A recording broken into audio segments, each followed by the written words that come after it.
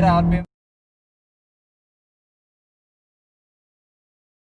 ബ്ലോഗ്സിന്റെ പുതിയ വീഡിയോയിലേക്ക് എല്ലാവർക്കും സ്വാഗതം. ഇന്നത്തെ വീഡിയോയിൽ നമ്മൾ റിവ്യൂ ചെയ്യാൻ പോകുന്ന കാർ ടൊയോട്ടയുടെ ഗ്ലാൻസയാണ്. ടൊയോട്ടയുടെ ഗ്ലാൻസയുടെ റിവ്യൂ നിങ്ങൾക്ക് മാരുതി സുസുക്കിയുടെ ബലേനയുടെ റിവ്യൂ ആയിട്ടും കാണാം. ഇതൊരു CVT മോഡലാണ്. അപ്പം എന്നത്തെ പോലെ തന്നെ ഞാൻ ഇന്നും വണ്ടി ഓടിച്ചുകൊണ്ട് തന്നെയാണ് കാര്യങ്ങൾ പറയാൻ പോകുന്നത്.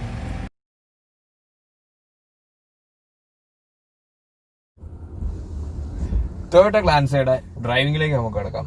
ആദ്യം തന്നെ ഈ വണ്ടി ഒരു CVT ആണ്. ഓട്ടോമാറ്റിക് ട്രാൻസ്മിഷൻ ആണ് വണ്ടി. കണ്ടിന്യൂസ്ലി വേരിയബിൾ ട്രാൻസ്മിഷൻ പവർ ചെയ്തിരിക്കുന്ന ഒരു CVT ആണ്. അപ്പോൾ നമുക്ക് നേരെ ഡ്രൈവിംഗിലേക്ക് ഇടാം. ഇതിന് കുറേ മോഡ്സ് ഉണ്ട്. Parking, reverse, neutral. ഡ്രൈവിംഗിന് തന്നെ ഡ്രൈവിംഗ് എന്ന് പറയുന്ന മോഡും L എന്ന് പറയുന്നത്, അത് ലോ ഗിയർ എന്ന് പറയുന്ന മോഡും. അതിനെക്കുറിച്ചൊക്കെ ഞാൻ ഡീറ്റെയിൽ ആയിട്ട് പിന്നെ പറഞ്ഞുതരാം. ആദ്യം ഡ്രൈവ് മോഡിലിട്ട് നമുക്ക് വണ്ടി നേരെ എടുക്കാം.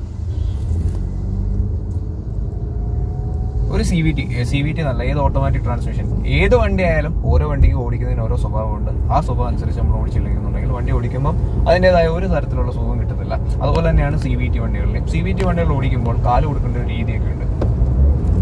ഇതുപോലെ ആഞ്ഞ് ചവിട്ടി പിടിച്ചു കഴിഞ്ഞാൽ ഒത്തിരി നേരം റേസ് ആയി കഴിഞ്ഞായിരിക്കും നമ്മൾ ഉദ്ദേശിക്കുന്ന സ്പീഡിലേക്ക് വരുന്നത്. നമ്മൾ കൊടുക്കേണ്ട കണ്ടിന്യൂസ്ലി വേരിയബിൾ ട്രാൻസ്മിഷൻ ആയതുകൊണ്ടും ഇൻഫിനിറ്റ് ഗിയർ റേഷ്യോസ് ആയതുകൊണ്ടും, അതായത് അതിനെക്കുറിച്ചൊക്കെ ഞാൻ വേറെ വീഡിയോ ചെയ്തിട്ടുണ്ട്, നിങ്ങൾ ശ്രദ്ധിക്കുക. ആദ്യതുകൊണ്ടും നമ്മളൊരു നിശ്ചിത രീതിയിൽ ഒരു യൂണിഫോം ആയിട്ട് കാല് പതുക്കെ കൊടുത്ത് കൂട്ടി വന്നാലുള്ളൂ അതിൻ്റെതായിട്ടുള്ള ഒരു രസത്തിൽ വണ്ടി വരത്തുള്ളൂ. അതിൻ്റെതായിട്ടുള്ള മൈലേജ് കിട്ടണമെന്നുണ്ടെങ്കിലും അങ്ങനെ തന്നെ കാല് കൊടുക്കണം.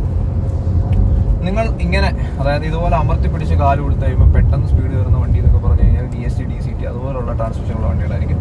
CVTയിൽ നിങ്ങൾ അങ്ങനെ കൊടുത്തു കഴിഞ്ഞാൽ അതിൻ്റെതായ ഒരു രസം കിട്ടത്തില്ല. വണ്ടി എങ്ങനെ പോകണോ അതുപോലെ കണ്ടിന്യൂസ് ആയിട്ട് കൊടുക്കുക. പിന്നെ ഡ്രൈവിംഗ് കാര്യങ്ങളിലേക്ക്, ഗ്ലാൻസയുടെ ഡ്രൈവിംഗ് കാര്യങ്ങളിലേക്ക് പറയാം. ഒരു ടൊയോട്ട വണ്ടിയുടേതായിട്ടുള്ള സസ്പെൻഷൻ കാര്യങ്ങൾ ഒക്കെയാണോ ഈ വണ്ടിക്ക് എന്ന് ചോദിച്ചാൽ എനിക്ക് സംശയകരമാണ്. കാര്യം ബലേനോയുടെ അതേ വണ്ടി തന്നെ ഇവരെ നേരെ തിരിച്ച് ഇവരുടേതായ കുറേ ബാഡ്ജുകളും കാര്യങ്ങളും ഒക്കെ വെച്ചിട്ട് ഇറക്കിയിരിക്കുന്നതാണ്. പ്രത്യേകിച്ച് എഞ്ചിനോ കാര്യങ്ങൾക്കോ ബോഡികൾക്കോ ഒരു പാർട്സിന് യാതൊരു വ്യത്യാസം വരുത്തിയിട്ടില്ല എന്നുള്ളതാണ് സത്യം. പിന്നെ ഗ്ലാൻസ ഡ്രൈവിങ്ങിനെ കുറിച്ച്, ഈ CVT ഗ്ലാൻസ ഡ്രൈവിങ്ങിനെ കുറിച്ച് പറയുമ്പോൾ ഡ്രൈവിംഗ് ഒക്കെ നല്ല രസമാണ്. CVTയുടേതായിട്ടുള്ള നല്ല സുഖവും കാര്യങ്ങളും, വണ്ടിക്ക് നല്ല രീതിയിൽ പവറും ഉണ്ട്, നല്ല രീതിയിൽ സ്പീഡും കയറുന്നുണ്ട്. പിന്നെ എനിക്കിത് ഓടിച്ചിട്ട് എനിക്കൊരു ഡൗട്ട് തോന്നിയെന്ന് പറഞ്ഞാൽ ഒരു ബ്രേക്കിംഗ് കോൺഫിഡൻസിൻ്റെ ഒരു ഡൗട്ട് മാത്രമേ തോന്നിയിട്ടുള്ളൂ. അപ്പോൾ നിസ്സാരം ഞാനിതിൻ്റെ ബ്രേക്കിംഗ് നിങ്ങളൊന്ന് കാണിച്ചു തരാം. എൻ്റെ പുറകെ ഒരു സ്വിഫ്റ്റ് വരുന്നുണ്ട്. പിന്നെ റോഡ് നല്ല വെറ്റുമാണ്. നനഞ്ഞു കിടക്കുന്ന റോഡിൽ ബ്രേക്ക് ഔട്ടില്ല എങ്ങനെ ഇരിക്കുന്ന അറിയത്തില്ല. ആ സ്വിഫ്റ്റ് ഒന്ന് കയറി പോരുന്നെങ്കിൽ അതിനനുസരിച്ച് സ്പീഡ് കൊടുക്കും, സ്പേസ് കൊടുക്കാം. സ്വിഫ്റ്റ് ഒന്ന് കയറി പോട്ടെ, അതേ ഞാൻ ബ്രേക്കിംഗ് കാണിച്ചു തരാം. ശ്രദ്ധിച്ചോളാം ഇതിൻ്റെ ബ്രേക്കിംഗ്. ഇതാണ് ഈ വണ്ടിയുടെ ഒരു ബ്രേക്കിംഗ് എന്ന് പറഞ്ഞാൽ. എനിക്ക് ഞാൻ പറഞ്ഞ പോലെ തന്നെ എനിക്ക് അത്ര വലിയ കോൺഫിഡൻസ് തോന്നുന്നില്ല ബ്രേക്കിങ്. പക്ഷെ വണ്ടി തെന്നി മാറിയൊന്നുമില്ല. ഞാൻ വലിയൊരു സ്പീഡ് എടുക്കാതെ ചവിട്ടിയിട്ടും വണ്ടി ഒത്തിരി ദൂരം ഫ്രണ്ടിലോട്ട് പോയതായിട്ടാണ് എനിക്ക് തോന്നിയത്. അതിൻ്റെ ഒരു നല്ലൊരു സ്പീഡ് റേഞ്ചിൽ ഞാൻ പോയിട്ട് കാല് കൊടുത്തിട്ട് മുമ്പേ നിൽക്കാത്തതായിട്ടും എനിക്ക് തോന്നി. അതുകൊണ്ട് ബ്രേക്കിംഗ് എന്ന് പറയുന്ന ഒരു സംഗതിയിൽ എനിക്ക് വലിയ കോൺഫിഡൻസ് തോന്നിയില്ല. പിന്നെ സ്പീഡ് കയറുന്ന റേഞ്ച്, ഈ കണ്ടിന്യൂസ്ലി CVT അതായത് ഒരു ഓട്ടോമാറ്റിക്കലി എനിക്ക് മാനുവൽ പറയുന്ന പോലെ തന്നെ ഓരോ ഗിയറിനും ഇങ്ങനെയാണ്, ഓരോ RPMൽ അങ്ങനെയാണ് എന്നൊന്നും പറയാനൊന്നുമില്ല. NVH നോയിസ് വൈബ്രേഷൻ എന്ന് പറയുന്ന സംഭവമൊക്കെ തീരെ കുറവാണ്. ഇല്ലാന്ന് തന്നെ പറയും വണ്ടിക്ക്. ഒരു നിശ്ചിത RPM വരെ ഒത്തിരി കുറെ കൂട്ടി കയറി കഴിഞ്ഞാൽ ഒരു 3000 RPM കഴിഞ്ഞ് കഴിഞ്ഞാൽ എഞ്ചിൻ സൗണ്ട് ക്യാബിനിലേക്ക് വരുന്നുണ്ട്. നല്ല രീതിയിൽ എഞ്ചിൻ സൗണ്ട് ക്യാബിനിലേക്ക് വരുന്നുണ്ട്. നിങ്ങൾക്ക് തന്നെ ഓഡിയോയിൽ കേൾക്കാമെന്ന് വിചാരിക്കുന്നു, വീഡിയോയിൽ കേൾക്കാമെന്ന് വിചാരിക്കുന്നു. പിന്നെ കൺട്രോൾ, നല്ല രീതിയിൽ കൺട്രോൾ വരുന്നുണ്ട്. എന്നിരുന്നാൽ തന്നെയും എനിക്കൊരു പോളോയുടെ ലെവൽ ഓഫ് കോൺഫിഡൻസ് ഒന്നും ഇതിലേക്ക് തോന്നുന്നില്ല. കോർണറിങ് കാര്യങ്ങളൊക്കെ എടുക്കുമ്പോൾ ഓവർടേക്കിംഗ് ഒക്കെ നല്ല രസമാണ്, നല്ല രസത്തിൽ എടുക്കാൻ സാധിക്കുന്നുണ്ട്. ഇനി നിങ്ങൾക്ക് ഞാൻ ബാക്കി ഗിയറിന്റെ കാര്യം പറഞ്ഞുതരാം. L ഗിയർ എന്താണ് എന്നുള്ള കാര്യം ഞാൻ പറഞ്ഞുതരാം. CVT ഓടിക്കേണ്ട ആ ഒരു രീതിക്ക് തന്നെ ഓടിക്കണം. വളരെ യൂണിഫോം ആയിട്ട് കാല് കൊടുത്തു കഴിഞ്ഞാൽ വളരെ സ്മൂത്ത് ആയിട്ട് വണ്ടി കയറിയുമ്പോൾ നിങ്ങൾക്ക് അതിൻ്റെതായ മൈലേജും വണ്ടിക്കകത്ത് കിട്ടും. പിന്നെ ഈ ഗ്ലാൻസയെ കുറിച്ച് പറയുമ്പോൾ ഗ്ലാൻസയുടെ വൈബ്രേഷൻ കാര്യങ്ങളും, അതായത് എഞ്ചിനിലേക്ക് ക്യാബിനിലേക്ക് അധികം നോയിസ് ഒന്നും വരുന്നില്ല. ഒരു നിശ്ചിത RPM, ഞാനിപ്പോൾ 1500 RPMയിലാണ് പോയിക്കൊണ്ടിരിക്കുന്നത്. 2000 RPM കഴിയുമ്പോഴൊക്കെ ചെറിയൊരു ഗ്രൺ നോയിസ് വരുന്നുണ്ട് അകത്തേക്ക്, വളരെ ചെറുതായിട്ട്.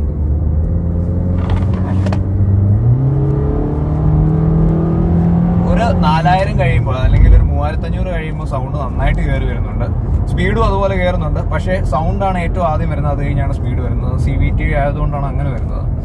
അപ്പോൾ എന്താണെന്ന് ചോദിച്ചു കഴിഞ്ഞാൽ ഒരു 3500 RPM കഴിയുമ്പോൾ ക്യാബിനിലേക്ക് നോയിസ് വരുന്നുണ്ട്. വൈബ്രേഷൻ ഒന്നും ഞാൻ കണ്ടില്ല. വൈബ്രേഷൻ ഒന്നും 5000 വരെ ഞാൻ കണ്ടില്ല. വണ്ടി ഓടിച്ചുകൊണ്ട് പോകാനായിട്ട് നല്ല രസമാണ്. CVT നല്ല രസമുണ്ട് ഓടിച്ചുകൊണ്ട് പോകാനായിട്ട്. പിന്നെ ഇതിൻ്റെ ഒരു ടേണിംഗ് റേഡിയസ് ഞാൻ കാണിച്ചു തരാം നിങ്ങളെ.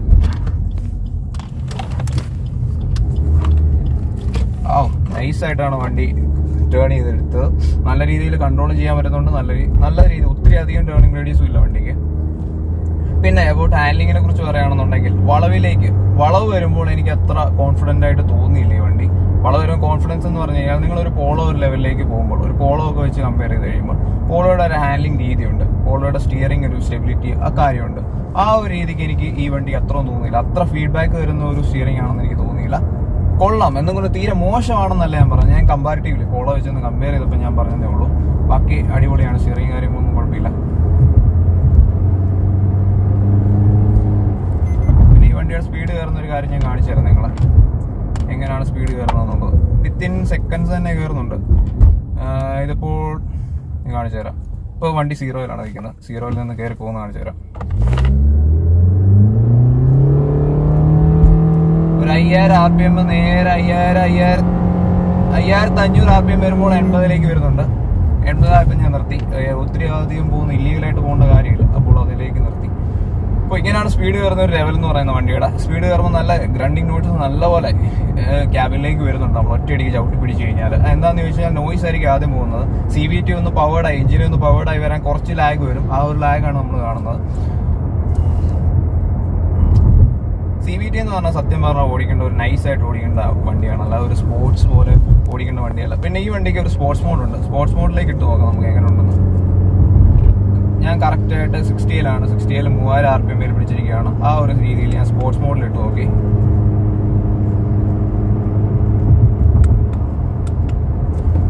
സ്പോർട്സ് മോഡിൽ ഇടുമ്പോൾ വണ്ടിക്ക് നൈസായിട്ട് വണ്ടിയുടെ സ്പീഡ് കയറുന്നുണ്ട്. ഇപ്പോൾ സ്പോർട്സ് മോഡിലാണ്. എഞ്ചിൻ അപ്പോഴേ റേസ് ആയി സ്പീഡ് അങ്ങ് കൂടുവാണ്. സ്പോർട്സ് മോഡിൽ റിയാക്ഷൻ ലെവൽ എന്ന് പറഞ്ഞാൽ വേറെ ലെവലാണ്. ഒത്തിരി കാണിക്കാൻ പറ്റത്തില്ല, വണ്ടി ഒത്തിരി അധികം സ്പീഡിലേക്ക് കയറി പോകും, അതുകൊണ്ട് ഞാൻ കാണിക്കുന്നില്ല. അപ്പോൾ ഇതാണ് വണ്ടിയുടെ സ്പോർട്സ് മോഡിലേക്ക് ഇട്ടുള്ളത്. 1200cc വണ്ടിയാണ്. 1200cc വണ്ടി എന്ന് പറയുമ്പോൾ 85 bhp അടുത്താണ്ടാണ് വണ്ടിയുടെ പവർ വരുന്നത്.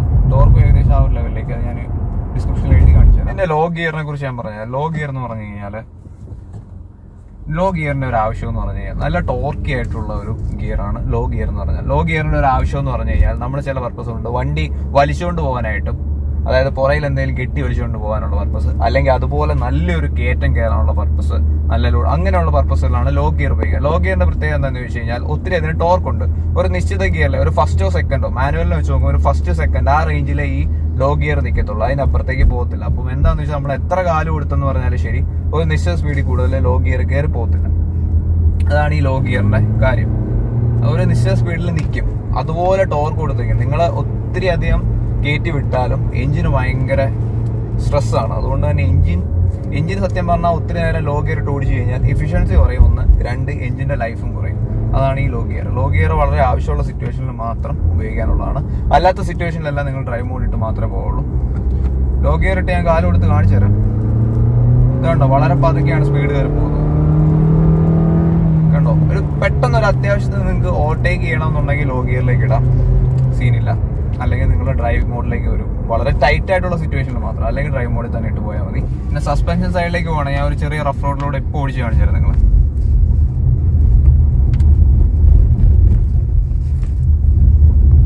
ഇതാണ് സസ്പെൻഷൻ. അധികം നോയ്സ് ഒന്നും അകത്തോട്ട് കയറി വരുന്നില്ല, അധികം നോയ്സ് വരുന്നില്ല. എന്നാലും നോയ്സ് ചെറിയ രീതിയിൽ ഇടിമുഴക്കം പോലെ വരുന്നുണ്ട്.